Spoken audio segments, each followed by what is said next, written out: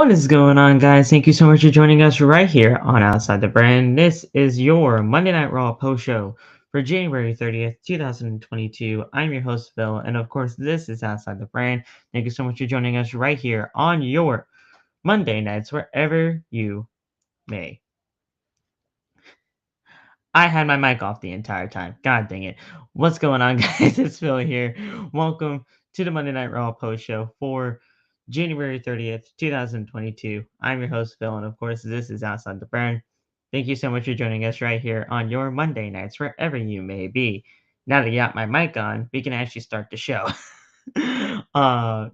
Guys, Monday Night Raw tonight. Absolutely fantastic. I thought it was a very enjoyable 3 hours of Monday Night Raw. Monday Night Raw had a purpose. Monday Night Raw had some stakes on the line heading into the Elimination Chamber in 3 weeks. We had 3 qualifying matches for the Elimination Chamber for the United States Championship, which I love.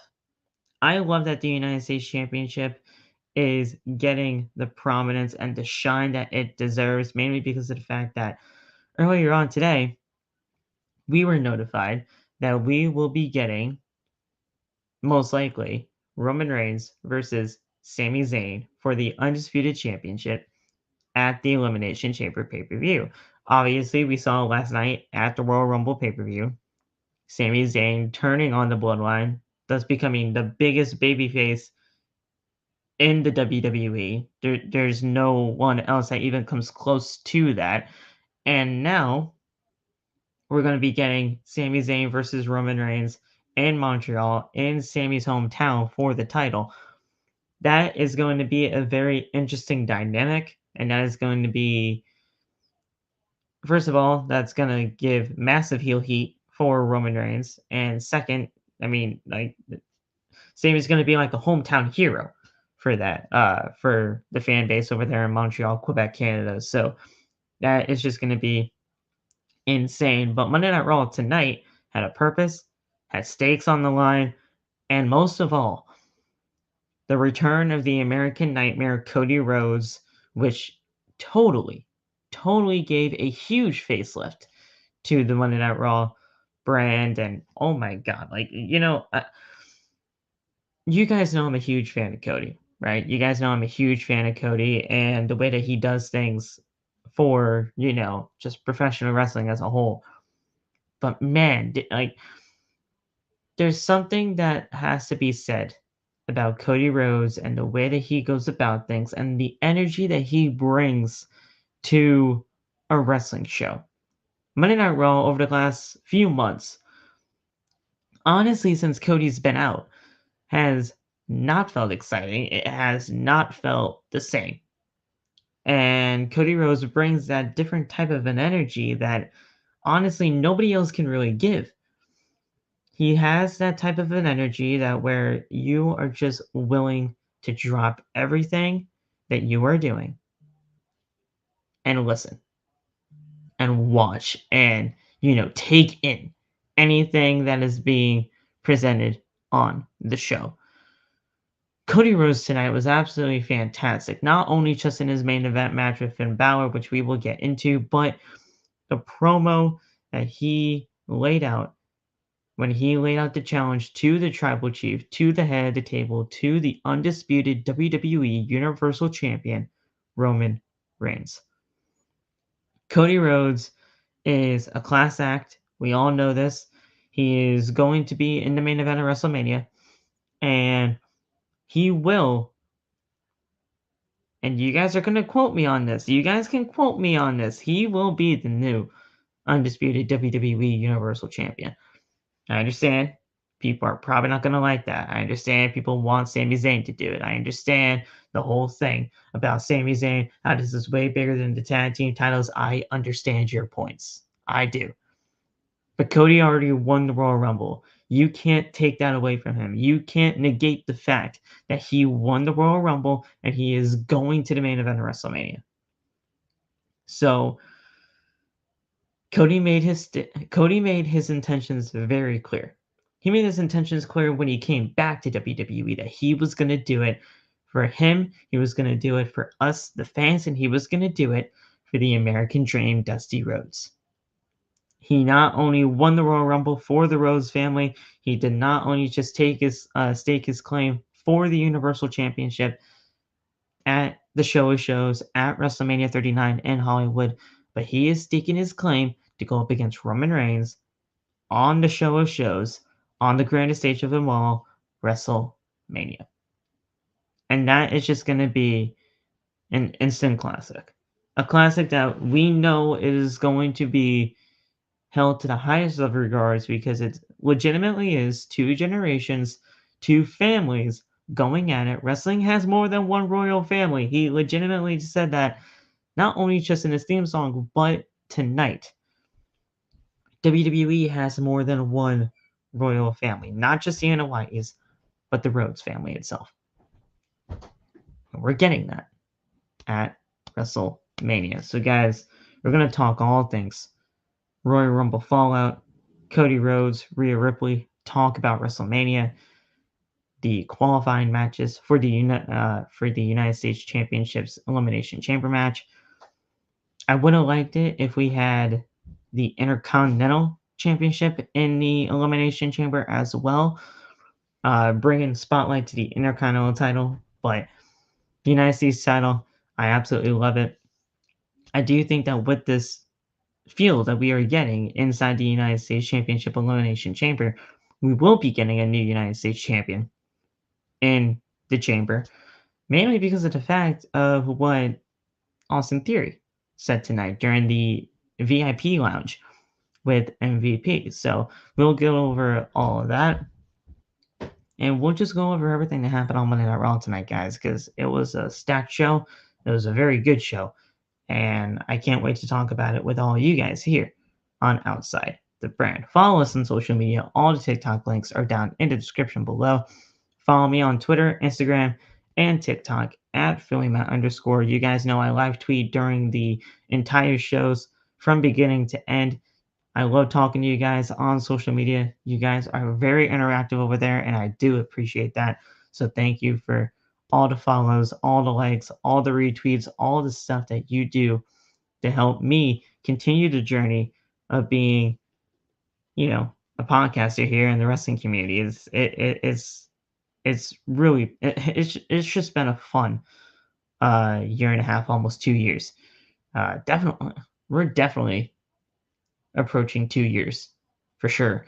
But yeah, maybe even 3. I don't know, but it's been a fun time. It's been a lot of fun, and I can't thank you guys enough. Hit the subscribe button as we are on the road to 1,000 subscribers. Turn on the bell for all notifications. That way you never miss when we go live. Tell me in the comment section, not only just in the live chat, but also in the comment section when the video is all published and ready to go for YouTube, what your favorite part of Monday Night Raw was tonight. And guys, we will get right into it. But before we do, go get the merch. Bonfire. I did it again. Teespring, the official home of OTB and its merchandise. Go get your merchandise today. We will be having a huge WrestleMania special when that comes around. So go get your merchandise today, and we will get that coda for you guys come WrestleMania season. It is going to be something that you guys are not going to want to miss, and we will be having new stuff on the merch store very, very soon. So go check it out. Link in the description. As always, it's in every single video.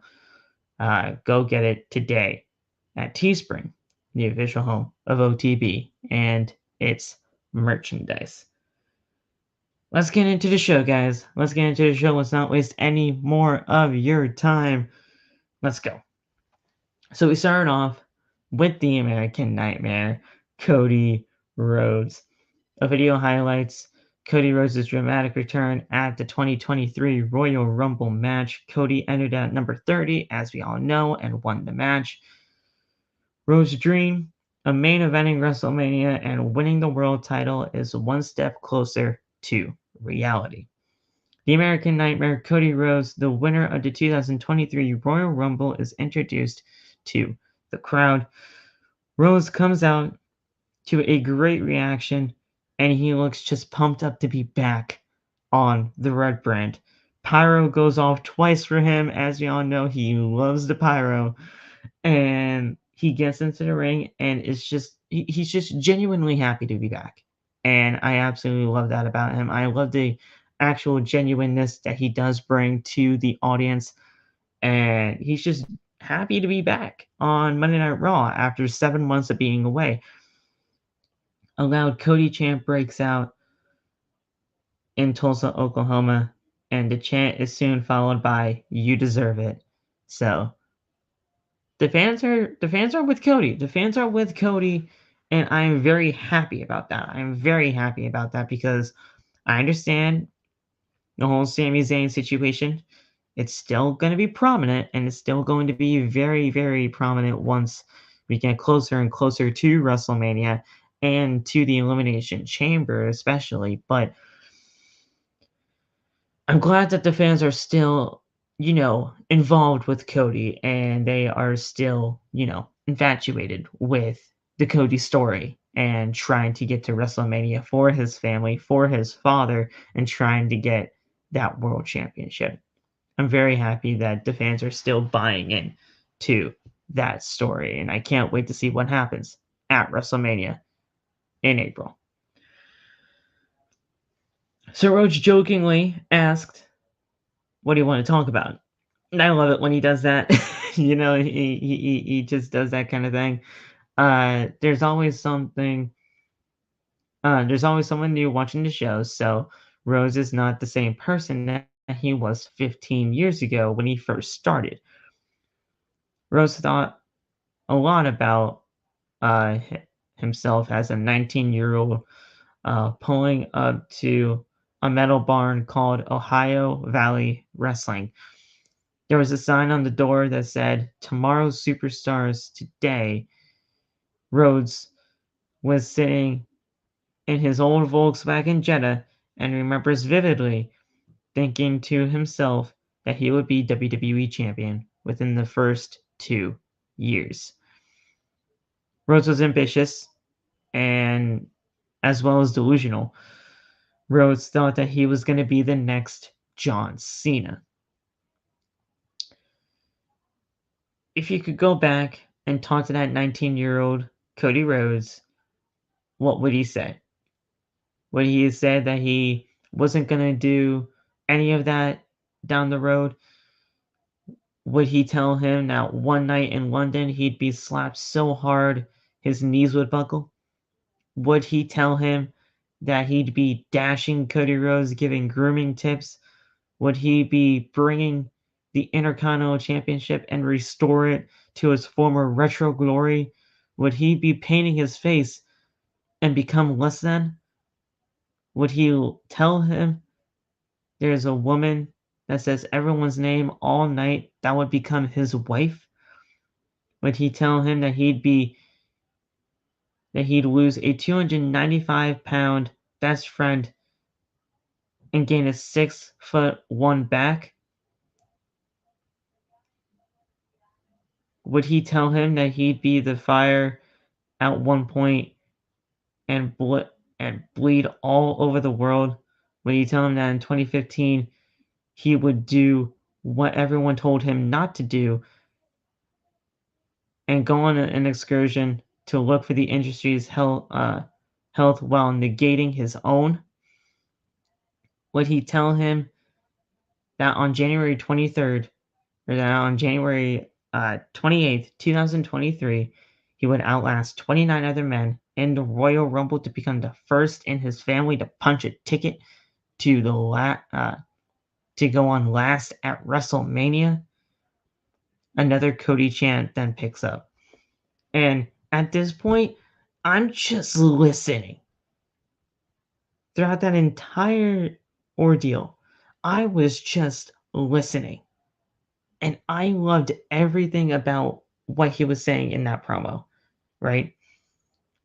Going through his entire career in just a few short sentences. Incredible stuff. Incredible by Cody. There's no way somebody could look me in the eye and tell me that you were just not enamored by what he was saying. Cody Rhodes is just that damn classic of a dude, and he just so good. It's such a good promo by Cody up until this point. So another Cody chant broke out. Rhodes says that he would not tell the 19-year-old Cody a single thing. Every piece of the broken road has been 100% unequivocally worth it. Rhodes is out and listening to the people sing his theme song.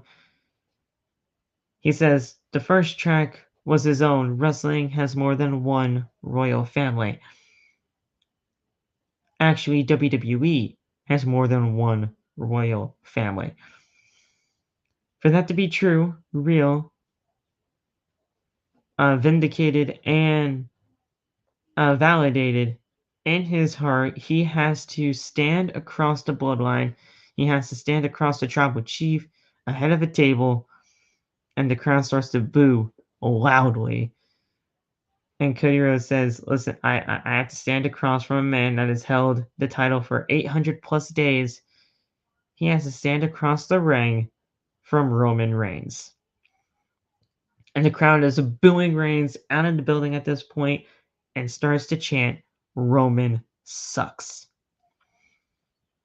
Rhodes says that he has a great deal of respect for Reigns, but what he says next, he says the same sincerely. WrestleMania is 62 days away. 62 days away. And that might just be 62 days to Roman, but 62 days for the rest of the Rhodes' life. At WrestleMania, undesirable has already become undeniable. But undeniable has still remained uncrowned. But on that night, that ends. On WrestleMania, somebody else is going to be eating. After WrestleMania, Reigns can be the biggest star in the world. The only thing Roman Reigns will not be is the WWE Undisputed Universal Champion. The crowd then claps for Cody, and it is just a roar of emotion. Cody Rhodes stakes his claim to go after Roman at WrestleMania.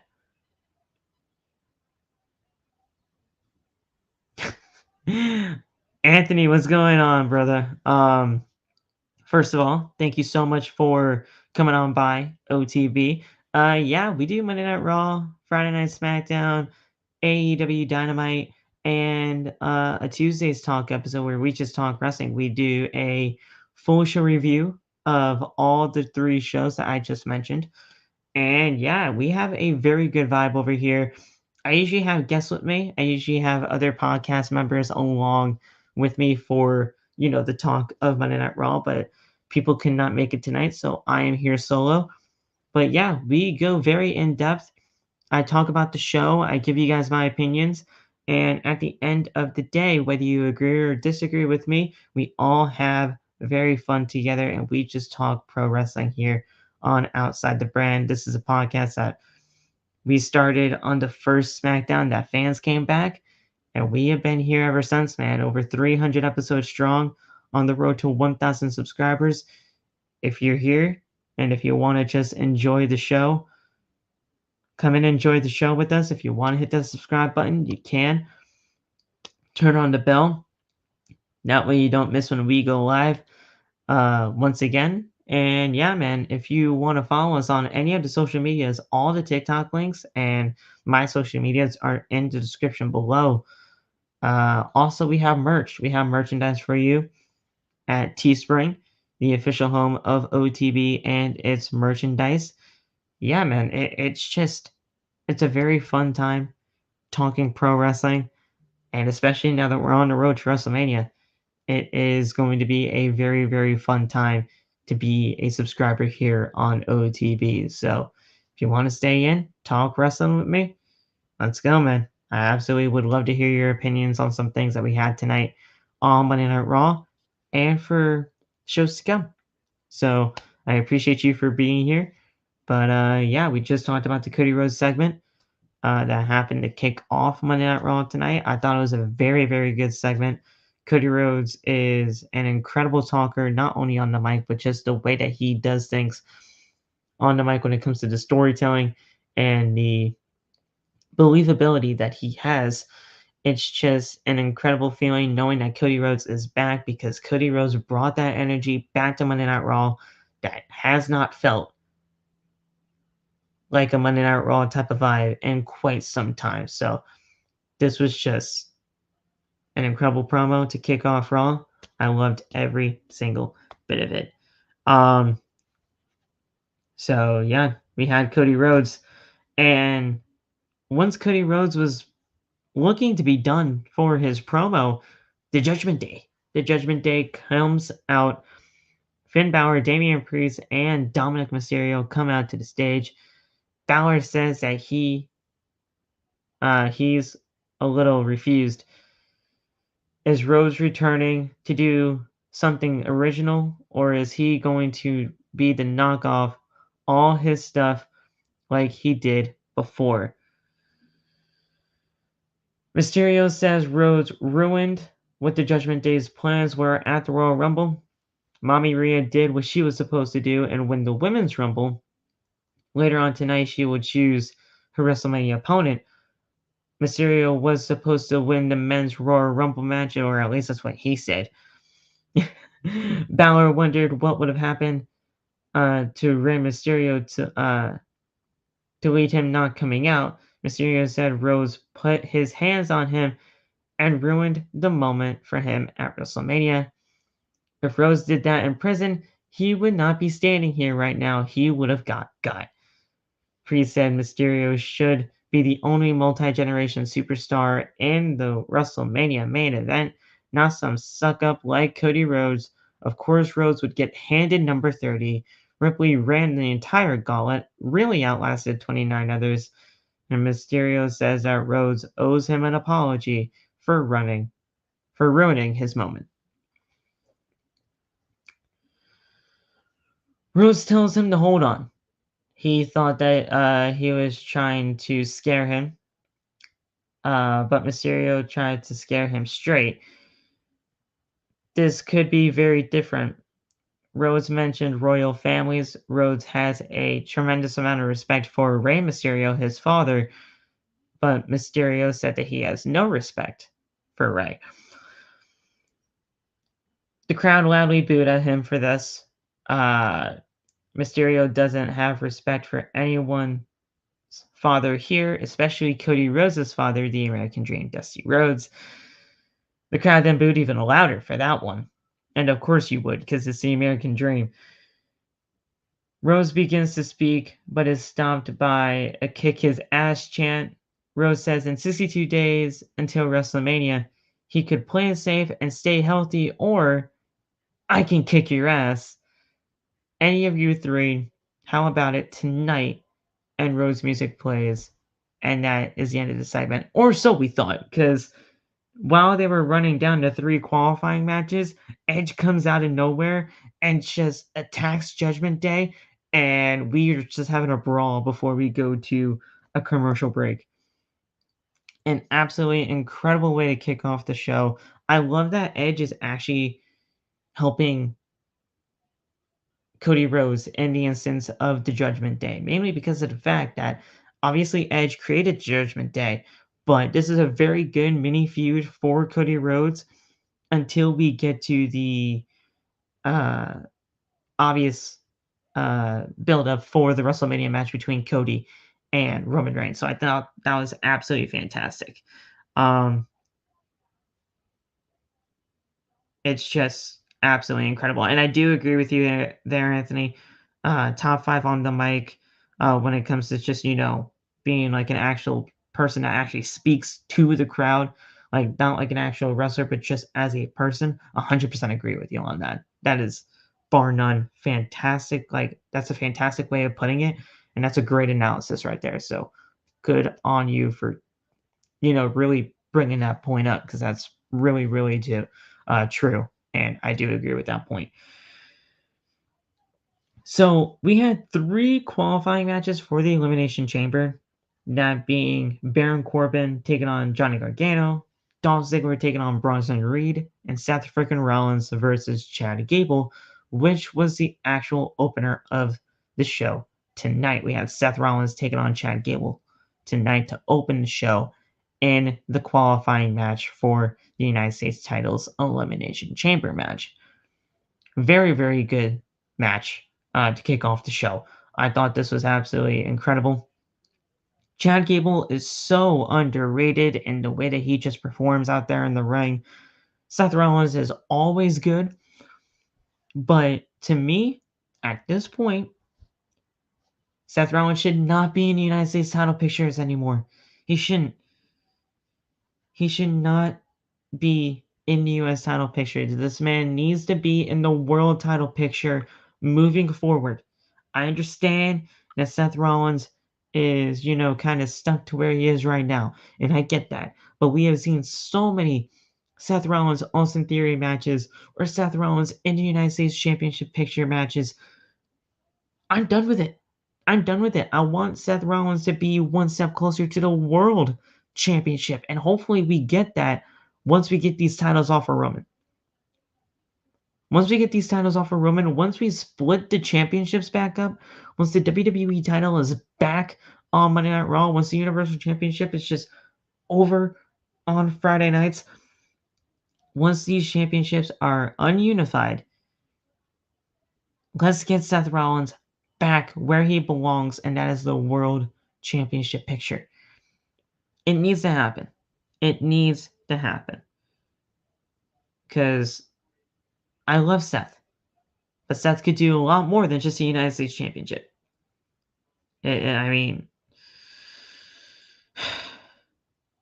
and we definitely had enough of Seth and Roman for sure. I agree with that, Anthony. But I'm just saying that, like, at this point, once we get those titles separated and get them back on the respective shows, we need Seth back in the world title picture, and that's just that. I mean, I just think that it's time to get Seth Rollins out of the U.S. title picture, even though he did great for the time being. It's time to get him back into the world title scene. But a very, very good match. And that being said, Seth Rollins did win this match against Chad Gable. Rollins countered an ankle lock into a roll for a 2 count. Rollins immediately goes for the stomp, but Gable goes back to the pedigree. Rollins manages to get out and hits a pedigree of his own. Rollins holds his injured knee in pain before covering Gable to get the win. And there we go. We got it all good to go. Seth Rollins is the second person inside the Elimination Chamber. Obviously, the first person being Austin Theory because he is the champion and he is defending the title. So right now is Austin Theory and Seth Rollins in the Elimination Chamber. So there we go. Rollins has qualified for the Chamber, where the United States Championship will be defended. Theory, the champion, already in the match, like I previously stated. We then had a women's match as Io Sky took on Candice LeRae, and I mean, this was a fantastic match for the time that they got. I want to take you guys back to the match that happened at NXT TakeOver Toronto in 2019. These two had one of the best women's matches in NXT history when it came to, just a one-on-one singles match. No championship on the line, but they had a fantastic match between the two. And this really reminded me of said match. Io Sky, Candice LeRae, they had a fantastic match here tonight on Monday Night Raw. And with Io Sky getting the best of Candice tonight, I wonder if we're going to be getting some type of WWE Women's Tag Team Championship match between Damage Control versus Candice and Michin Mia Yim. So we'll see where things go from there. But Io Sky got the win here. in this match, as we had Sky going for the over the moonsault, but LeRae gets her knees up.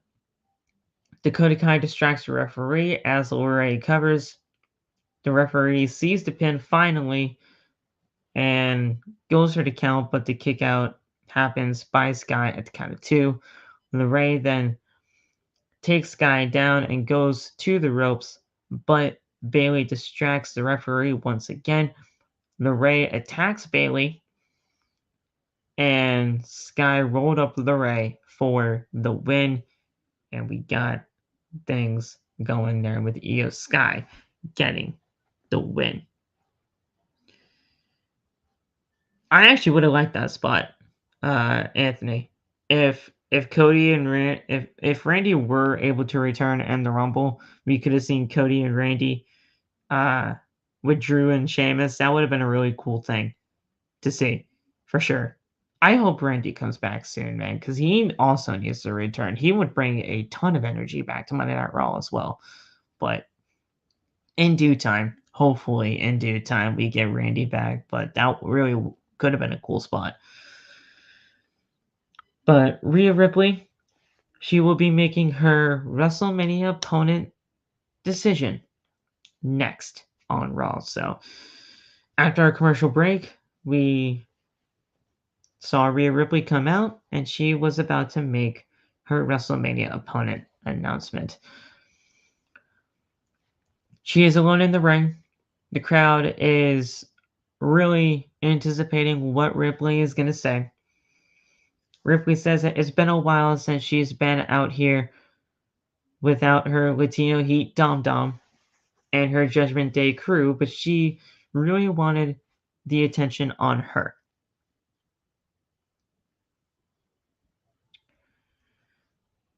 Two nights ago, she disrupted the entire status quo. Ripley did the unthinkable and went the distance. She came out at number 1 and really outlasted 29 other men. 29 other women, I should say. She could have been in the Men's Rumble if WWE actually wanted her to do it. And won the Royal Rumble match. Now she gets to choose whichever champion that she wants to face at WrestleMania. Ripley looks up at the WrestleMania sign and thinks 3 years ago, she had just turned 24. Her career was just getting started, and she was the NXT Women's Champion. She came to Monday Night Raw, stood face to face with the winner of the Royal Rumble at that time in Charlotte Flair. She challenged her to a match at WrestleMania. Flair put her in her place and defeated her.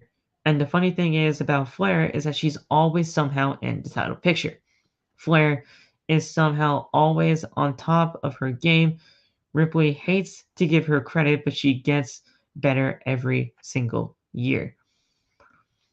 The normal flow in WWE is that Charlotte is at the top, but she is the disruptor. She doesn't like the natural flow, the normal order of things being overplayed.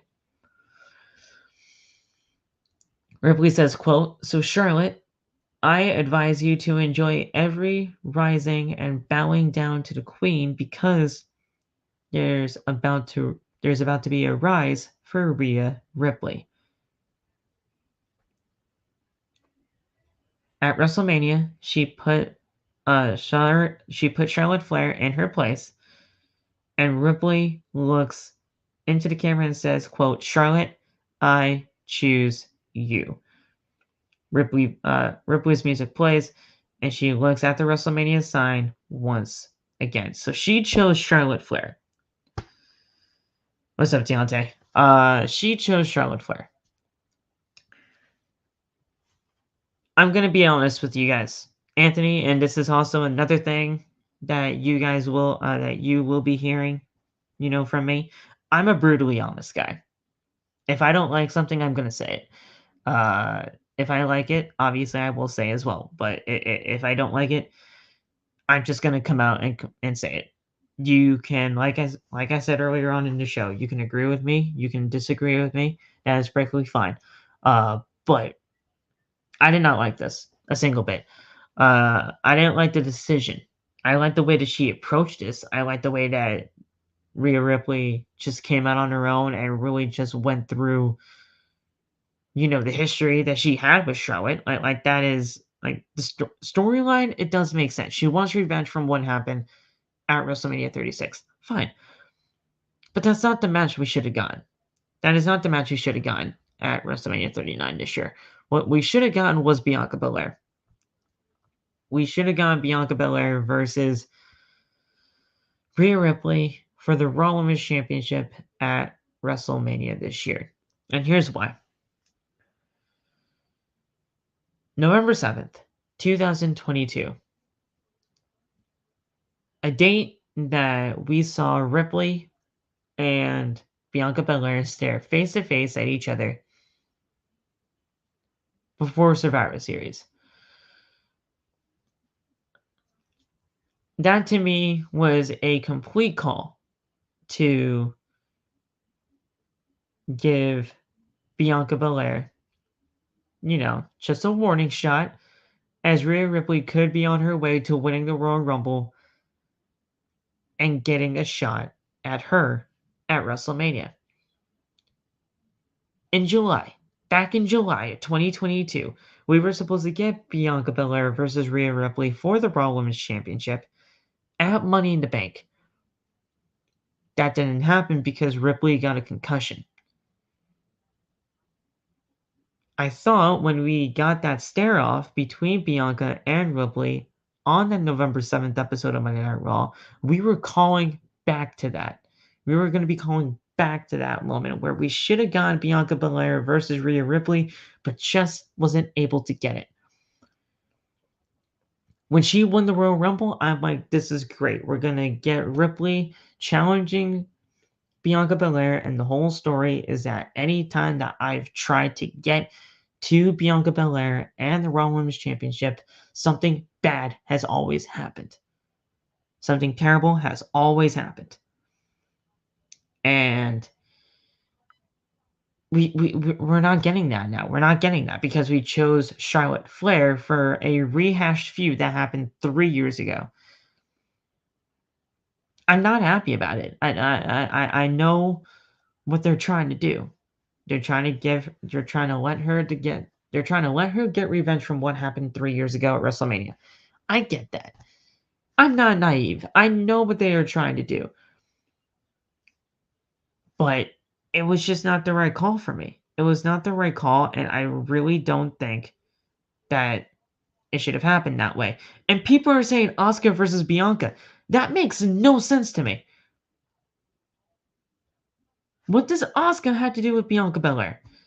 Even with this new Kana character that she brought back, Asuka and Bianca Belair does not make sense to me. And maybe it'll make sense in due time when we actually get it, if we actually do get it, if she actually wins the Elimination Chamber.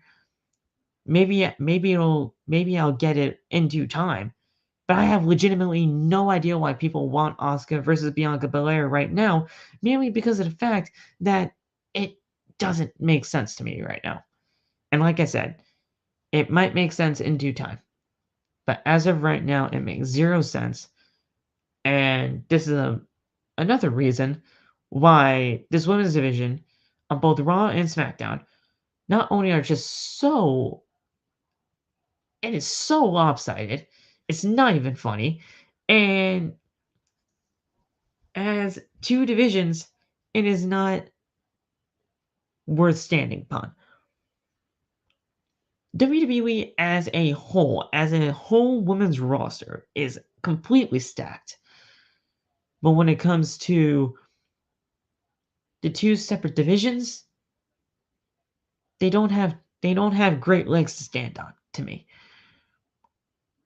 Once that draft happens after WrestleMania, man, I hope we get these rosters in a complete state of, evenness. We need to even out these rosters, both good, and we need both rosters to be good, have a great foundation for the women's division, and look towards the future. That's also why I don't like Bianca Belair. No, That's also why I don't like Charlotte Flair being the one that Ripley challenged, because we're supposed to be looking towards the future, not the past. And I'm sorry, yes, I know Charlotte Flair is still here, and I know Charlotte Flair is still one of the best women's champions and wrestlers here in the WWE today. But the fact of the matter is, I wanted to look towards the future. I wanted to look towards a future feud between Belair and Ripley, because those two are really going to be the standard bearers for the future of this division, of this roster as a whole.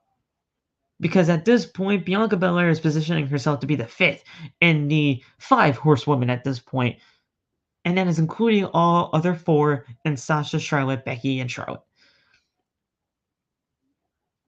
I would say she's basically in the 4 horsewomen now because Sasha Banks is no longer within the WWE.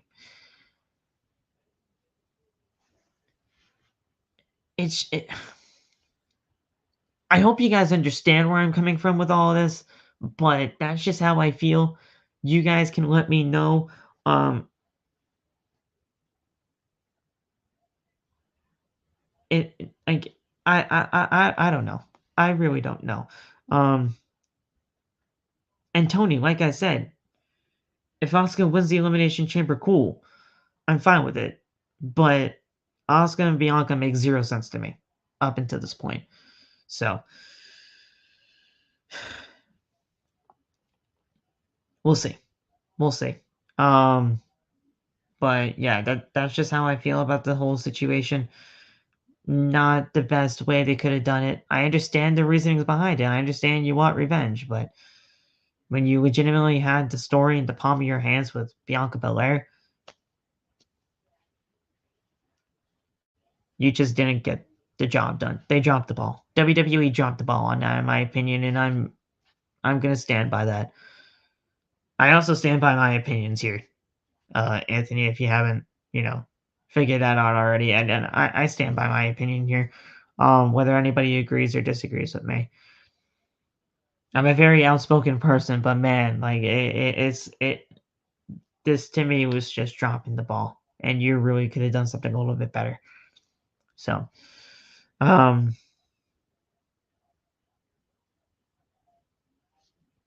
yeah.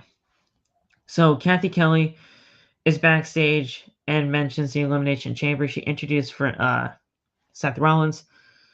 Before they talk about the Elimination Chamber, they want to talk about tonight in Tulsa, Oklahoma. What a crowd and what a fight with Chad Gable. Now Rollins is going to the Elimination Chamber to face 5 other guys, and he'll get the United States Championship back, and it's on to WrestleMania in Los Angeles. Kelly then asked about Logan Paul eliminating him from the Royal Rumble. Rollins chuckles, looks back at her, and then just walks off. We're getting Rollins versus Logan Paul at WrestleMania. And that's just going to be fantastic. That I am really excited about.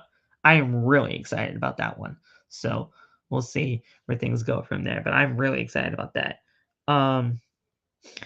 And why return Nia Jax? I don't know. I never liked Nia Jax. I never liked Nia Jax. So God damn. Why do you guys have to curse in my comments? Why do you guys have to curse in my comments? I thought we were not gonna talk about her tonight. Why do you guys swear to me? Why do you guys swear? I thought, see, Anthony, that I thought we were good friends. We just met each other. I feel like you have a great vibe about you, and you just swore to me in my comments, man. That's just not nice. Come on now. I thought we were cool, bro. Come on. That's also another thing we do here. We just joke around with each other on the podcast. You'll definitely see when other people get involved in here. When I have guests on here, yeah, we joke around a lot on here, but it's a very fun type of joking around, and it really does bring fun, like a fun atmosphere to the show. So, I really do hope you stick around, dude, because you really do seem like a nice guy, and Your opinions are at least from what we have seen so far. I'm liking what you're bringing. I'm liking what you're bringing to the chat. So I love what you're doing here. We then had another Elimination Chamber qualifying match. Corbin versus Johnny Gargano. Good match for what it was. We had obviously Baron Corbin getting the number of Johnny Gargano over the last couple of weeks when these two have faced off against each other. So we're trying to figure out, does Johnny Gargano have what it takes to beat Baron Corbin? And he actually did. He did beat Baron Corbin. He is now inside the Elimination Chamber and has qualified for the United States title. And it was a good match for what we had. JBL is furious and he throws his hat onto the commentary table. Dexter Lumis, who was accompanying Johnny Gargano to the ring, approaches JBL and pulls out a mini axe. JBL is terrified. Lumis drives the axe through his cowboy hat, and JBL falls over. And in the ring, we see Corbin avoiding a slingshot spear and goes for the end of days, but Gargano rolls him up for the win. And Gargano advances with Seth Rollins and Austin Theory in the United States Championship Chamber match. So there we go. And we're good. Nia Jax probably botched her entrance number and returned at the wrong number because Nia has a history. I could have sworn I saw number 29. I'm legitimately probably going to watch the Royal Rumble this coming weekend again. Just to watch those Rumbles back, maybe because of the fact that, like, I could have sworn I saw number 29 when Nia was making her entrance. I could be wrong, but I could have sworn 99.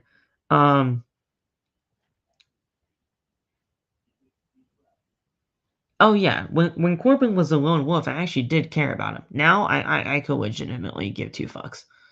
I could give two fucks about Roman Reigns, and not Roman Reigns. Well, I could give two fucks about Roman Reigns. I really couldn't care less about Corbin nowadays. And I know some people that are huge Corbin fans, and they know who they are, and they watch this show from time to time, at least. Yeah, I can't bring myself to care about Corbin. And yeah, Lone Wolf was so much better for Corbin. Not whatever this is. The modern day wrestling god. You're not a wrestling god. Get over yourself. And you don't need JBL. He doesn't need JBL too. Just stop it. Loomis was great though, in the role that he played here. We had the VIP lounge next. Basically, this was just a talking between him and Austin Theory. I do kind of want to go over the specific parts of where, Theory was just going all over the place when it comes to him and MVP talking about, just Lashley and how he's been on a dangerous run as of late. And yeah, even though Theory defeated him twice. So at the end of all of this, what we do have here, Bobby Lashley music hits, and he comes out to the ring looking just infuriated. He is just pissed off. He is legitimately one of the biggest Bobs that we ever seen, and he is a pissed off Bob. A pissed off Bobby Lashley is what we have here. MVP steps in front of Lashley to calm him down. Theory says to Lashley, "All right, that's right. You listen to your daddy now." MVP then he's like, "All right, go at it." Just go to him. And yeah, Lashley took it to Theory in a very vicious attack. Lashley attacked Theory before throwing the table out of the ring. Lashley hits Theory with the flatliner and moves some furniture around so he can get the spear going. MVP helps Theory up with his cane, but Theory pulls MVP with the cane in front of him and takes the spear. Lashley angrily points at Theory, and MVP winces in pain on the mat. We have no idea what's happening right now. I know we're trying to get to the point of, the Hurt Business being back on WWE TV, which is absolutely fantastic. For those of you guys who actually do have known me here for a little while, I love the Hurt Business, and I love that Hurt Business is trying to get back on Monday Night Raw. But I'm done with Austin Theory and Bobby Lashley matches. I am. I don't. Lashley is not going to be in any of the qualifying matches next week on Monday Night Raw because those two qualifying matches are already confirmed. But Theory's not. Lashley's not going to be in the Elimination Chamber, and we're fine with. I'm honestly cool with that because Lashley does not need to be in the United States Championship picture anymore either. He is way above that. Once we get those titles back on Monday Night Raw, and I'm talking about the WWE title on Monday Night Raw, he needs to be in that Raw title picture too. I love Seth Rollins and what he's done with the United States Championship scene. And I love Bobby Lashley for being in that scene as well, but they need to get to the world title. And hopefully once the title is back on Raw, we get them there. And that's what's happening. So we're good there. Tony, if you can, hit me up after the show. Yeah, we'll talk about it. For sure. So, but yeah, we'll talk about it if you hit me up on, you know where to hit me up. It's either Twitter, Instagram, or TikTok, whatever one. I'll be on all as usual. So yeah, you can hit me up there.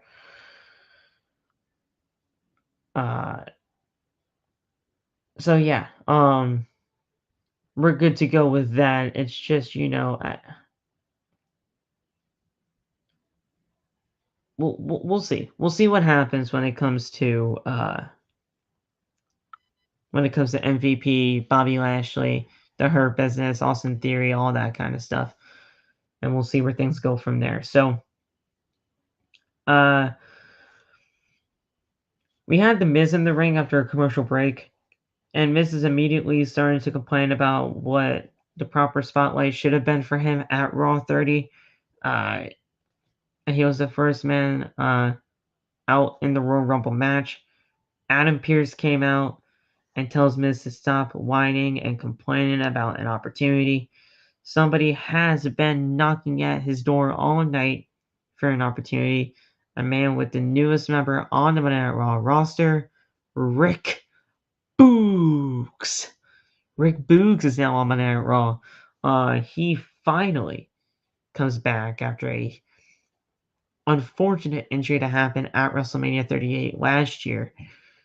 And man, he looked great. He looked fantastic here tonight. Miz says that he is in a suit. Pierce says, yes, you are in a suit.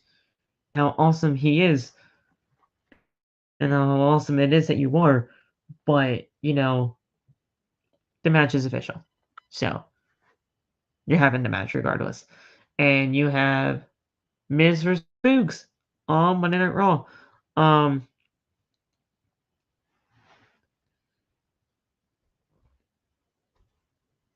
Well, you know what, Anthony? We'll talk. We can find probably some way to get you on the show. We usually do like guests on Tuesdays. So if you want to do an episode for Tuesday, we can. On a Tuesday, I should say, because we do have some guests lined up right now.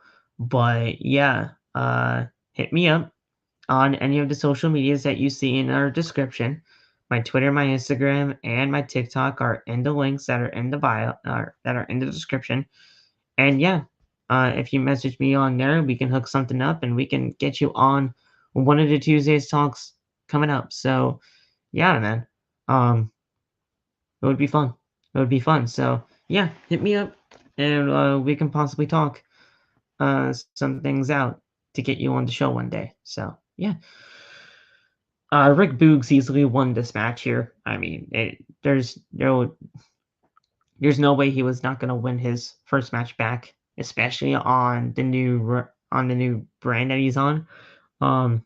He hit a military press slam for the win. That's all that you really need to know about this match. It was a very quick match anyway, but yeah, hit a military press slam, and you're good to go. Rick Boogs got the win on Monday Night Raw.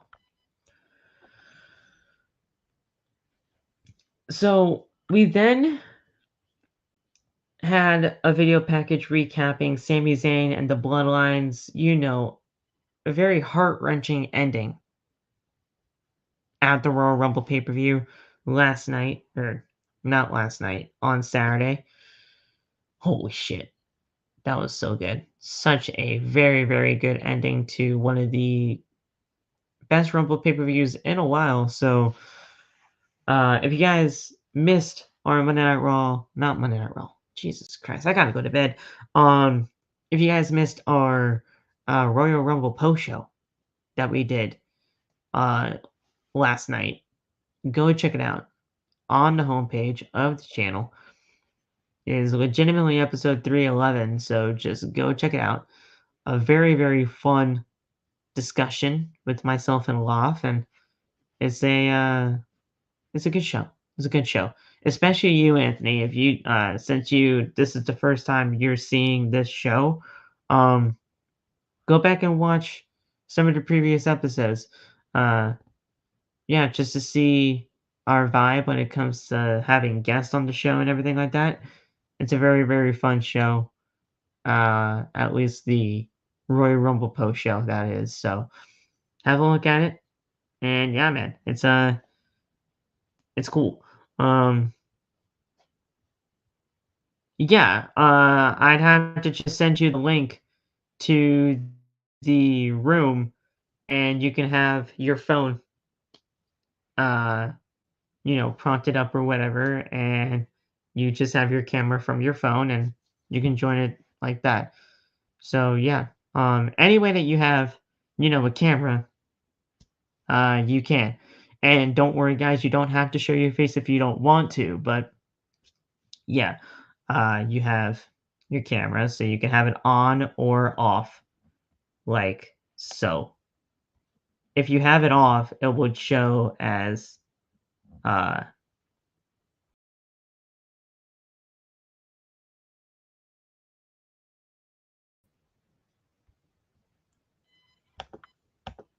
we're back. Oh my god. I thought we just lost everything. If you don't show your face, it would just show like this. It would just have your profile picture. Whatever your profile picture is. I legitimately had no idea what the hell happened at that point. Right, like, I legitimately had no idea what the fuck just happened. I thought I legitimately lost everything, but we're here, we're back.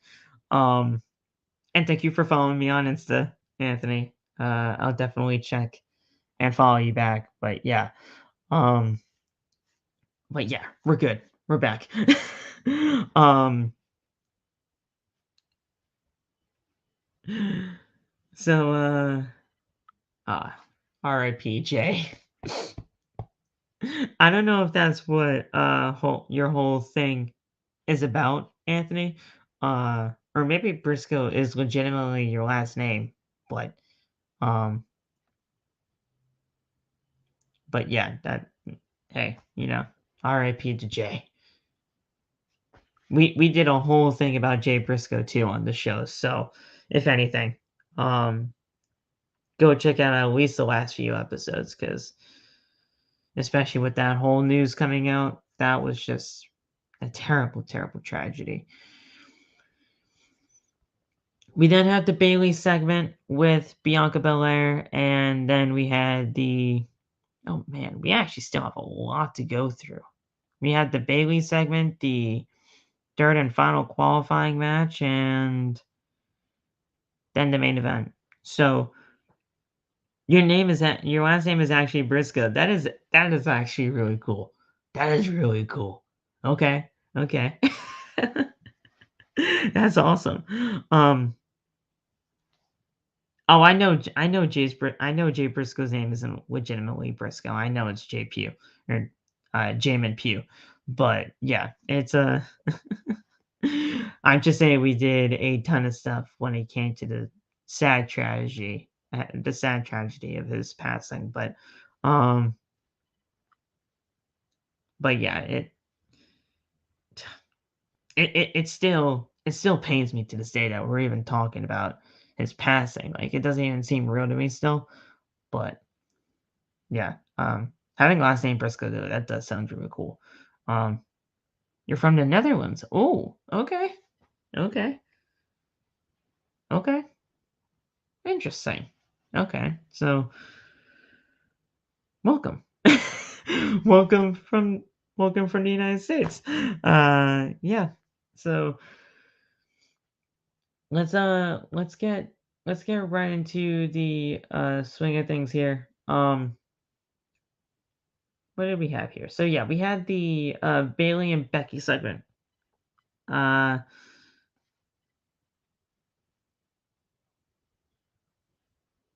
I don't want to butcher that, but that's cool that you're from the Netherlands. I don't want to butcher that because there are accents over over letters and everything like that, and I just don't want to botch that. But that's really cool that you're from the Netherlands watching OTB. That's just really cool. Um, but yeah, we had the Bailey and Becky Lynch segment. This was phenomenal. This was great. Um, and we're gonna get over what we saw here. Bailey made her way to the ring. Replays shown of her and Damage Control destroying Becky Lynch before the steel cage match at Raw 30. I was there at Raw 30, and I was very sad that we did not get that steel cage match. Um, Bailey says that she could not leave the building without talking about that. Bailey claims everyone is talking about her and Damage Control making history. They had a ton of confidence heading into the Rumble and eliminated a ton of people. Her favorite was single handedly eliminating Becky Lynch. Bailey says she finished with Lynch. The story is over.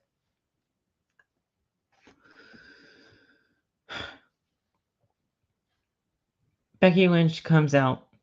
Lynch calls her a stupid fool. And Lynch said that she has already won the Rumble, so she didn't have to do it again. She just had to make sure that Bailey and her goons didn't do that for themselves. Lynch says that an excuse is attacking her before the steel cage match or not facing her one on one so people don't realize that she is better. Bailey says that she's not making excuses, she's smart. Lynch should read a book or something. And that was what she said. Uh, Lynch always makes everything about her. Lynch says that, well, it is her birthday, and a Becky chant then picks up. Bailey says that she doesn't give a damn that it is her birthday. She's not an idiot, and she doesn't suck up to her fans like she does. Bailey thinks that Lynch is overrated and isn't good enough for all of this. She's not good enough to be champion, and she's definitely not good enough to be one-on-one against Bailey. She's not even good enough for her husband, Seth Rollins, and the only reason why she is married to him is because he knocked her up. We're getting fucking personal now with this. So, Lynch, she is very upset, obviously, because you're talking about her husband at that point.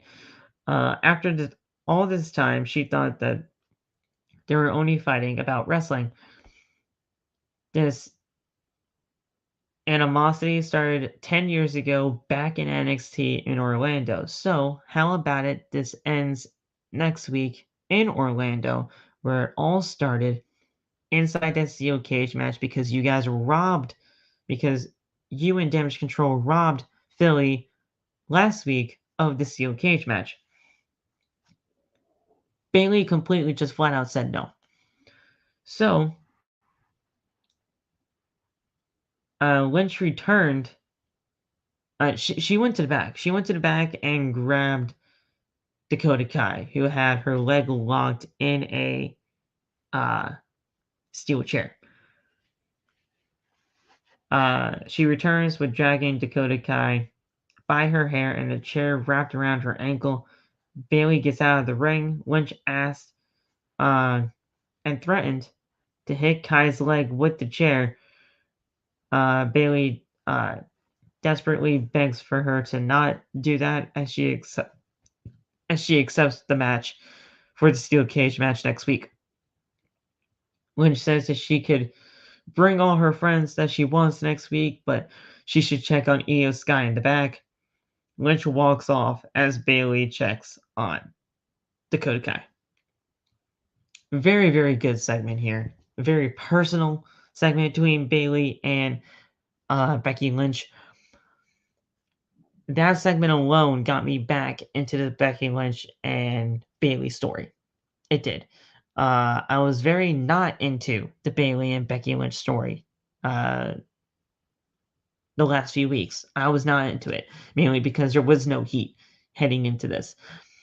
Now there definitely is, because it got personal. It got personal because Seth Rollins was mentioned, and now we're getting things really going into the place where it all did start 10 years ago, and that is Orlando, Florida, back in NXT. So next week, in that steel cage match, which it better happen, we better get that steel cage match next week. It'll all unfold, and that is where the story should end. No ifs, ands, or buts about it. That's where the story should end. And we're good to go there. We had... So I thought that segment was absolutely fantastic. And it really did bring back some heat into the rivalry and the story.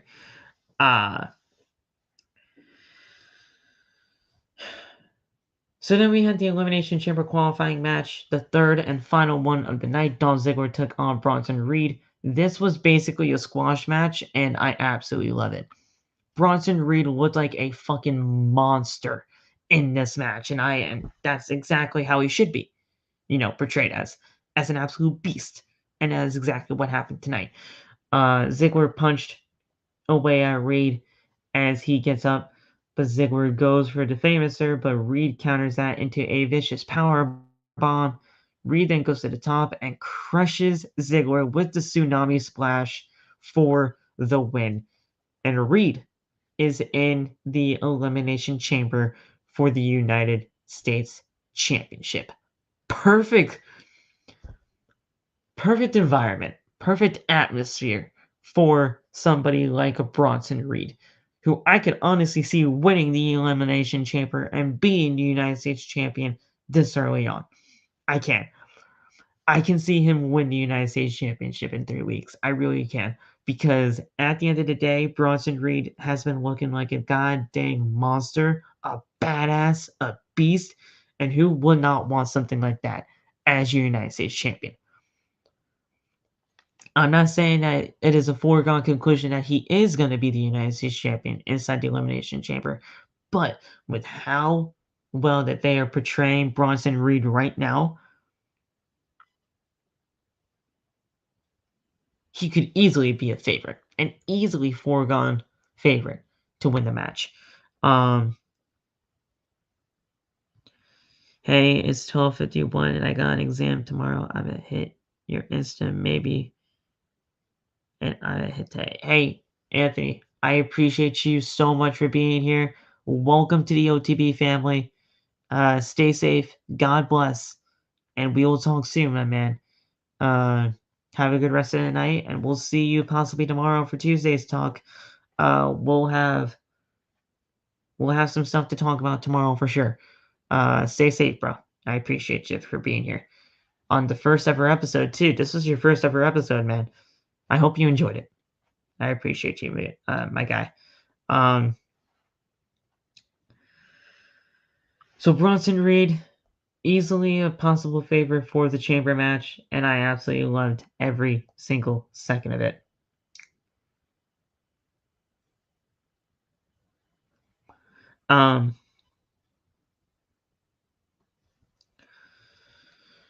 We then finally had the main event. Cody Rhodes versus Finn Balor with the rest of the Judgment Day by his side. Very, very good match. We had legitimately two picture-in-picture breaks almost legitimately right next to each other. And that's what sucked about this match. I like the match overall, but the majority of the match took place in picture-in-picture, and I don't like that. We were supposed to get a Raw's 3 hours, Tony. I mean, Raw's 3 hours, but yeah, this was the main event tonight. It was a very long Monday Night Raw, but I was very entertained through basically all of it. So it was a good show. Cody Rhodes obviously got the win here. You got to have Cody Rhodes at least continue his momentum from his Rumble win. But holy shit, we had two commercial breaks in this thing back to back, basically, and most of the main event was in the picture-in-picture. I didn't like that aspect of the match, but we got what we got. So all of a sudden, Priest runs into the crowd as Balor and as Balor and Rhodes were going at it in the ring. Priest just runs into the crowd for whatever reason.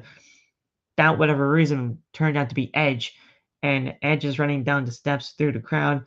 Edge is taking out Damian Priest. He goes to ringside, attacks Dominic Mysterio. Edge punches him around ringside, and Mysterio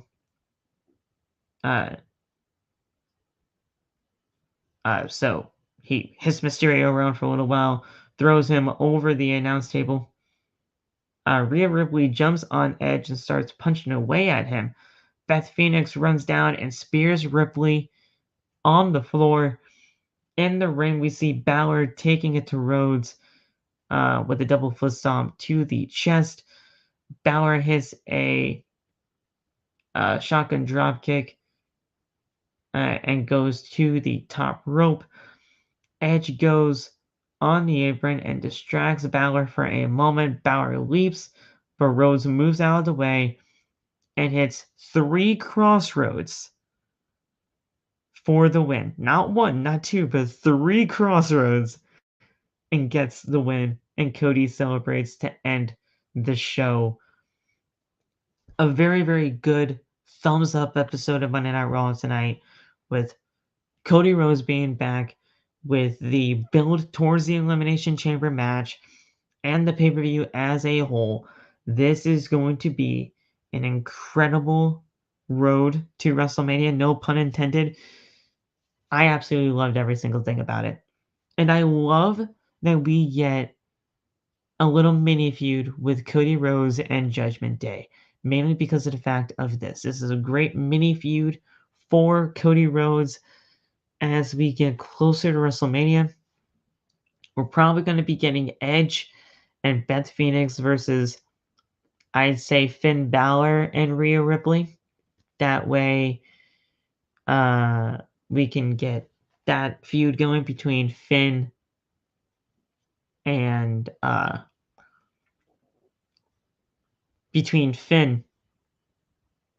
Edge, because they're most likely going to be on the collision course for WrestleMania. I don't know what Cody's going to be doing at Elimination Chamber, if he is going to be in a match at Elimination Chamber, but Maybe we even get Cody and Edge versus Finn and Damian at Elimination Chamber. I don't know, but obviously Rhea Ripley and Beth Phoenix are going to have to get involved somehow. Maybe we get Cody, Edge, and Beth Phoenix versus Damian, Finn, and Rhea Ripley. Maybe that takes place.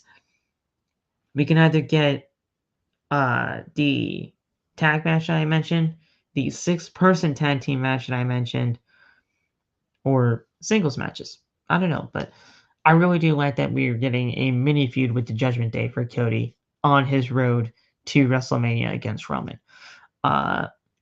Thoughts on Mark Briscoe becoming Ring of Honor World Champion? It should happen. It very much should happen. There's legitimately nobody else I would rather see dethrone Claudio than Mark Briscoe at this coming show, as Supercard of Honor. You do it as Supercard of Honor, and really give the World Championship to Mark, not only just in honor of Jay, but because it's the right thing to do, man. It's the right thing to do. You give Mark Briscoe the Ring of Honor World Championship because Mark Briscoe is going to be the one to carry on the Briscoe legacy for Ring of Honor for years to come. You got to have Mark Briscoe win that championship. You do. And I think it's a great idea. I really do. But yeah, guys, this was your Monday Night Raw tonight. I thought it was an absolutely incredible show from top to bottom. When Monday Night Raw has a focus, it is a fantastic show. We're on the road to WrestleMania. We are 3 weeks away from the Elimination Chamber pay-per-view. It is going to be a fantastic WrestleMania season. It will be. And I cannot thank you guys enough for being here on OTB. Thank you, Anthony. I know Anthony's gone from the chat, but thank you, Anthony, for being here on your first episode of OTB. Tony, I see you, my man. Thank you so much for being here. Yeah, guys, this was a really fun episode of OTB tonight. I appreciate you for being here. Yeah, we'll talk soon, guys. Have a good rest of the night. Stay safe. God bless. And we'll talk to you tomorrow on another episode of OTB. Peace.